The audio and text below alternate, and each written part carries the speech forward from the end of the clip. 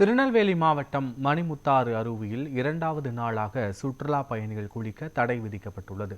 இது தொடர்பான விவரங்களோடு எமது செய்தியாளர் அழகிய நம்பி இணைப்பில் இருக்கிறார். அழகிய நம்பி, வணக்கம். முழு விவரங்கள் என்ன? வணக்கம். திருநெல்வேலி மாவட்டத்தில் முதன்மையான ஒரு சுற்றுலா தலமாக மணிமுத்தாறு அருவி வருகிறது.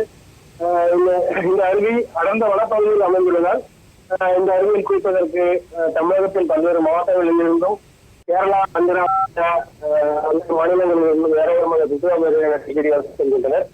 இந்நிலையில் விடுமுறை நாட்கள் மற்றும் புத்தாண்டு அறுவடையை முன்னிட்டு ஏராளமான சுற்றுலா பயணிகள் வந்திருந்தனர். இந்நிலையில் அந்த முந்தைய மணிமுத்தாறு வனப்பகுதியில் பெய்த கனமழையால் மணிமுத்தாறு அருவியில் நீர்வரத்து அதிகரித்தது.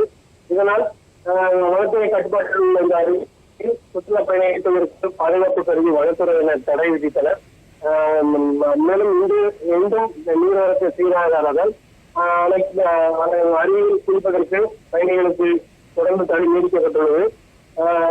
அதாவது வடகிழக்கு பருவமழை தொடங்கி தொடர்ச்சி மலை பகுதியில் அதிக கனமழை பெய்து வந்த நிலையில் கடந்த ஒரு மாதத்திற்கு மேலாக அருவியில் குளிப்பதற்கு தடை விதிக்கப்பட்டிருந்தது.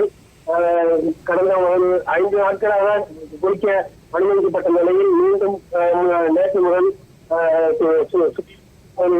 தடை மீண்டும் விதிக்கப்பட்டுள்ளது.